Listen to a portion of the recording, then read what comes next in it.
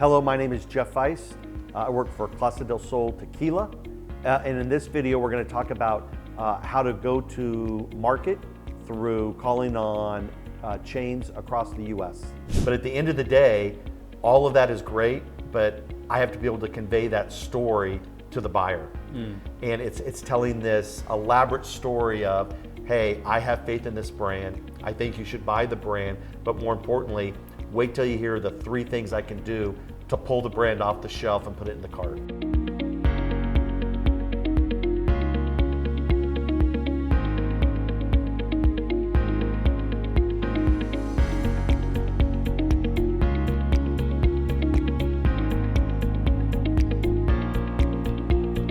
Hey guys, this is Sid Patel, CEO of USA Spirits Ratings and Beverage Network, and we are at the 8th edition of the USA Spirits Ratings. I'm here with Jeff Fiest, live from San Francisco at the judging day. So Jeff, thanks for joining me here. Great to be here. We're going to really talk about how do you pitch into national chains. Jeff has an incredible bio. You know, he's worked with chains like BevMo, Save Mart. He has been on the buyer side, and this is a classic example of going into the supplier side. Lately, he's been, selling this big national tequila brand with the aim of putting it in national chains, Jeff. So I think, for this, you are the best person I could ask you. How do you pitch into national chains? Yeah, so it's a great question. I have a unique background in that I've been on the distributor side, the supplier side, then as a buyer. So I take that into consideration when I go see a buyer, and I try to craft a presentation from their side of the business. And it works because I was in their chair at one time, but really is, do they have a need in the category? Do they have a need in that price point? And then really what it comes down to is, how can I take that bottle off the shelf once I get it in there, which is part of the battle, but the real battle starts, how do I get it off the shelf and into someone's cart? And that's the programs that I try to devise for every national account. And each store, each chain is different across the country. So that's, even though the sales pitch might be the same, the velocity gain is different. So you're trying to show in your presentation more of how I'm going to sell through. Exactly. I think every brand has a great story. But it's one thing to accept that story is like, I need that brand for my store. But once it gets on the shelf, then what? And I think that's where you really have to be sharp. So let's go, while I've got you here, let's go in those 2 main parts and give some practicality to it. One is getting an introduction, getting a buyer to meet you. And then the second is the velocity part, which is some programming examples that you do that works for the buyer, that think, okay, I think this guy knows what this brand really knows. So first was the first part, how much do you use your personal network or to show off that you have been the buyer so that they understand that you have that empathy of the buyer, but how's your approach? I use every tool imaginable to try to get a meeting. And there's a lot of buyers that it's very tough with the 3-tier system. Some buyers love meeting with suppliers. Some buyers only like meeting with distributors. So I try to use the strength of everything, whether that's the distributor network, how can I use them, my distributors in each state, to help me get appointments. And if that does not work, then I go direct to the buyer as much as possible. That could be a mutual friend to make an introduction. That could be reaching out on LinkedIn. That could be picking up the phone call and calling until they take the call.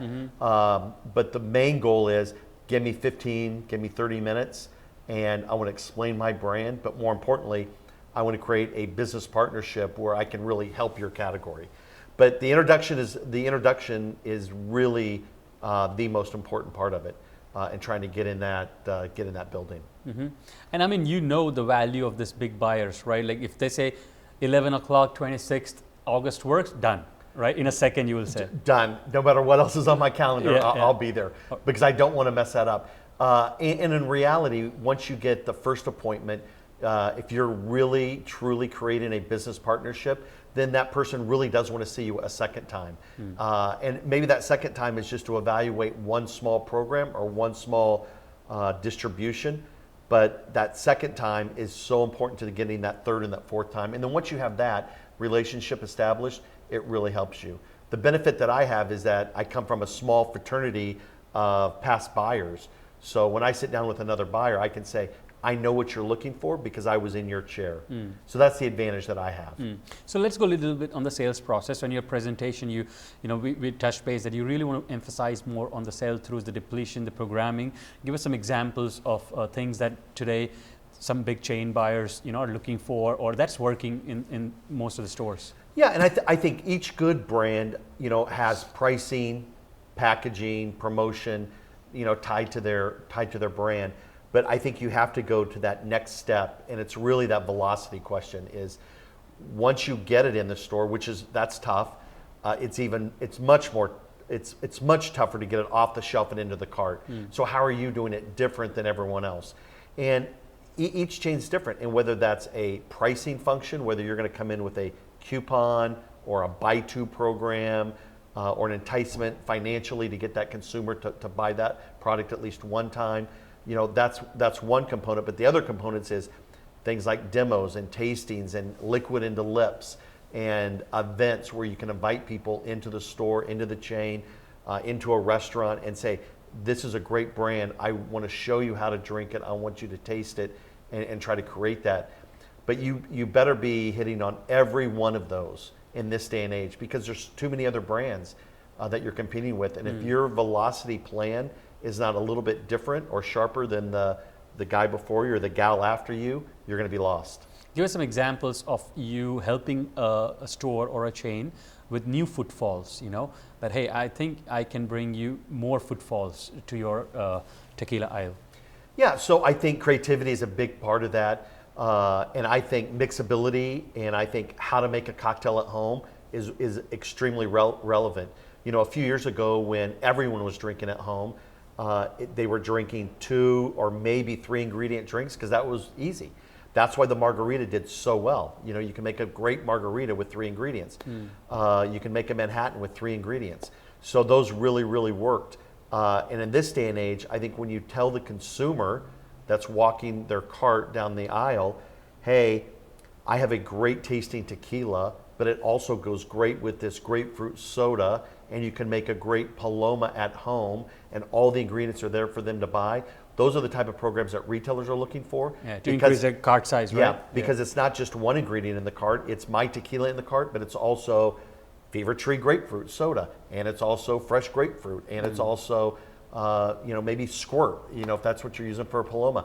So those all work, and the retailer likes that because they're getting that second purchase and third purchase, but the consumer likes it because when they're in, Bevmo, and they say, I saw this recipe at Bevmo that I loved, and they buy those ingredients, they're much more likely to go back to Bevmo again because they know they have that faith in the that whole cocktail. thing, and one-stop solution was there. It's that one-stop solution, and grocery stores do a pretty good job of that. But it's tough. There's a lot of competition, a lot of noise in the grocery environment.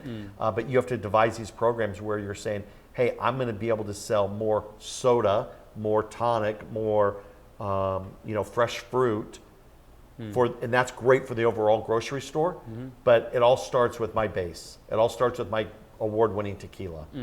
So I think that's one of the velocity aspects that really does work when you're giving these drink solutions, these user experiences to the consumer. What about celebrity? In your case, how have you used, your lead sort of?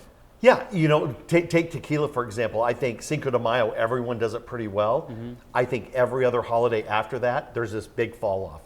And I think one thing that you can do is like a tequila producer say, you know what a great holiday for tequila is? It's Mother's Day.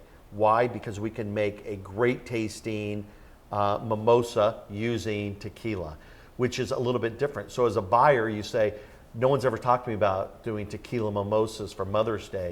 And that's where I come in. I say, I know, that's why I'm here today. I'm here to talk to you about getting my bottle off the shelf, getting a reorder from you. And this is a small program that we can do that's really easy to do. So I think taking advantages of off holidays, off season is critical for this. That's a good point. It's like gin and tonic. Gin and tonic is great in the summer, but what do you do when there's snow on the ground in Minnesota? That's tough. So you have to come up with these recipes, these drink occasions. Alcohol is very nuanced as a purchase, but how are we making that easier for the consumer? And we have to open up the categories for the consumer. And then once you open up the category, you can open up the price points. And And that's the beauty of it. When you can take a reposado consumer into añejo tequila, that's what we want. What about sheer advertising? Like, hey, I'll put a billboard here saying now available in BevMo's 40 locations, for example, or a billboard just outside the store saying new product, try it. Yeah, I think that's very important. And 10 years ago, that was really what you needed: billboard, radio, magazine. But in this day and age, the social media is probably just as important. So if someone says, we have someone that loves our brand that has 100,000 fans on Instagram, that's probably just as important as a billboard sitting right outside my store. Because what we want that influencer to say to their friends, hey, I tried this brand, I like this brand, I endorse this brand, and I'm not getting paid, which is the best endorsement you can possibly get. Now, needless to say, most are getting paid, but it's the way they act. And the best picture in the world for us is when, I'll give you a great example. There's a mezcal called Dos Hombres. So it's owned by Bryan Cranston and Aaron Paul from Breaking Bad fame. When Bryan Cranston comes into BevMo and takes a picture of him reaching for his own bottle and saying, I was just at my favorite BevMo drinking my product that I love, and he posts that on Instagram, that's a gold mine in advertising. And that's better than an ad on TV, and it's better than a billboard. So now we're really dealing with, how do influencers play within the category? How do they play within your own brand? I'm lucky with Casa Del Sol that Eva Longoria, a great celebrity endorser for our brand and owner, really loves the juice inside the tequila. She drinks the brand, and that helps us. But at the end of the day, all of that is great, but I have to be able to convey that story to the buyer. And it's telling this elaborate story of, hey, I have faith in this brand. I think you should buy the brand, but more importantly, wait till you hear the 3 things I can do to pull the brand off the shelf and put it in the cart. I like that spiel. Yeah, so that's it. That's the game.